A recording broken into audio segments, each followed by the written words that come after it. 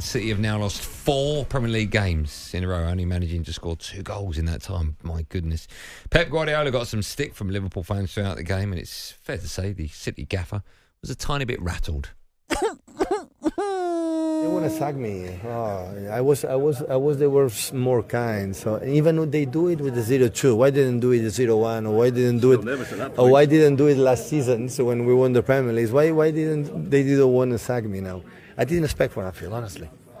For other clubs like Brighton, for example, I can understand it. But in Anfield, I didn't expect that you should do this kind of thing. Maybe it's the respect we have, and they know they won 6 Premier League.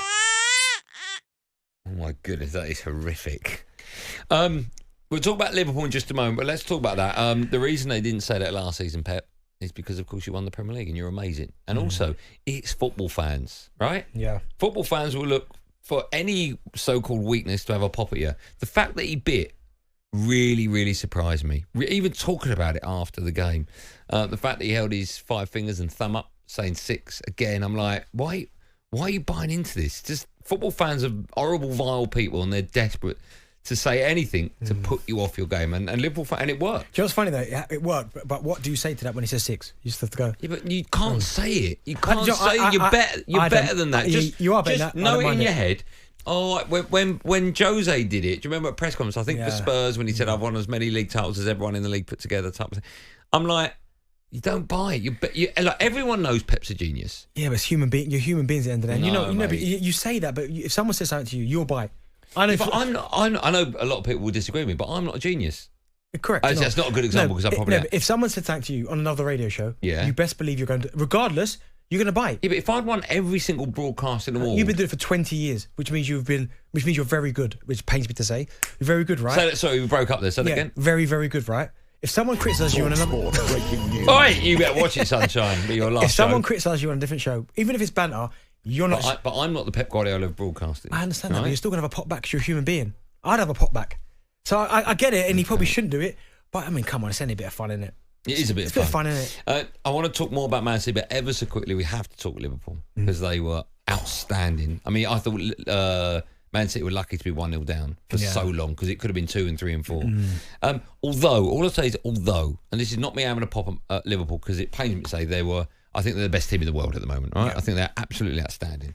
But I was listening to the Breakfast Show this morning. One Liverpool fan phoned up and he was comparing Klopp and Slot to Shankly and Bob Paisley. And I'm like, okay, calm down, just a little bit, calm down. You haven't won the league yet. Certainly Arnie Slot. Jurgen, at least he's won the lot. So there's something there, but not just Arnie calm Slot. down, Liverpool fans. But 13 games in. 13 in the Premier League. Yeah, come on. Like, I mean, they look unbelievable. They look formidable, and I've said it, and I'll stand by that. With the boys that are up for their contract negotiations, Van Dijk right now is the most important one because apart from that moment at the end with Haaland, sublime, 10 out of 10. That's lapse of contract. That's too easy. That's but right. Having him at the back there, he must make the goalkeeper feel better. He must make the midfield players in front of him feel better. He must feel the back three, the other 3 that are playing alongside feel better because he's just everywhere. And I almost feel like when you look at Van Dijk in this type of game against someone like Erling Haaland, he's almost like, all right, yeah, I can't wait for this. Yeah. Whereas on the flip side, Erling Haaland looks like he's like, oh no, Van Dijk again.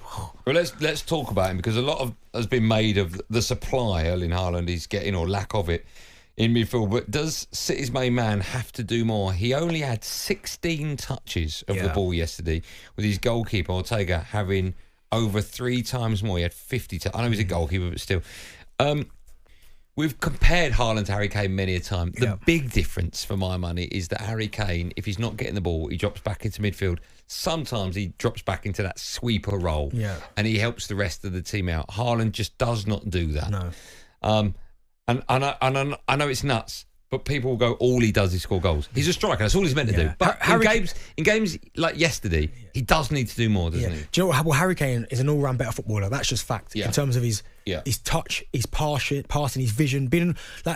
Erling Haaland couldn't play any other position other than centre forward. If Harry Kane wanted to, he could drop into a number 10 position, like midfield player with his range of passing.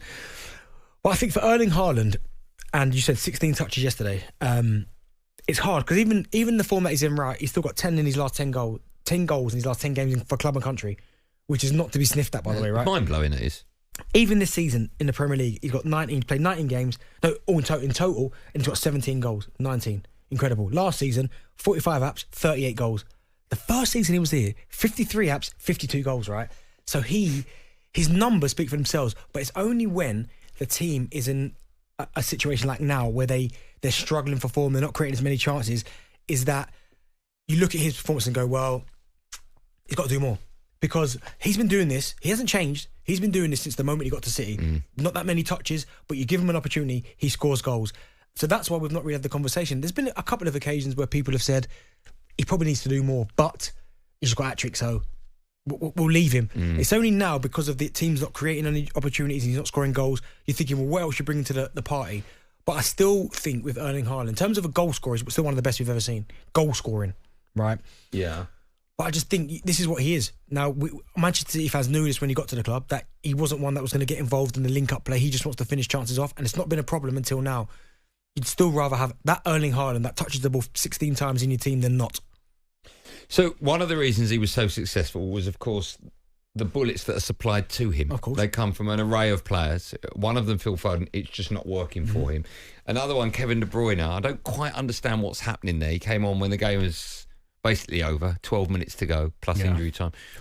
Why is that? Do you think he's not fit? Do you think he's fallen? There were reports today in the papers saying that he's had some kind of dressing room rift with the manager. Well, it would seem that way, or he's not fit, because Kevin De Bruyne, even if he's at 90%, you play him. And I'm sure Haaland's probably thinking, Gaffer, we just play Kevin De Bruyne, because I'm not that he's struggling, because Erling Haaland, I mean, as I said, 17 goals in 19 apps in all comps this season is still mind blowing. Yeah. He's probably thinking, could you play him? But if there's been a rift, then what does that tell you when Pep brings him on when the game's over? Well, is that just him, showing who's boss? Do you know what? I couldn't even understand why he does that. Only Pep would understand that, because it doesn't make any sense. Because you think the game's over, bring him on at half time then.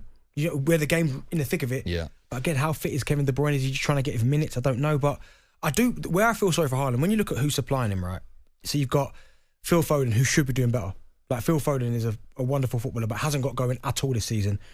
Nunez, signed him from Wolves, had offered nothing since he's been at Manchester City.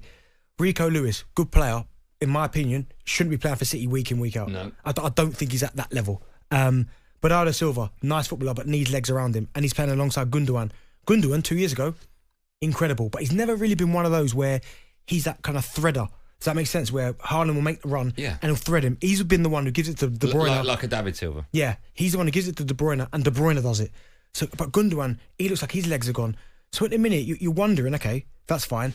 Look at the two fullbacks, Nathan Ake and Kyle Walker. Kyle Walker's been sensational. We rate him at the very, very Probably top. The best right back ever. Exactly, right? But he's never been one like a Trent who's putting crosses in left, right and centre. And Nathan Ake's a centre-half by trade. So you tell me where Haaland's service is coming from. talkSPORT Drive with Andy Goldstein. Monday to Friday afternoon from 4 on AM, on DAB, via the talkSPORT app and on your smart speaker. talkSPORT.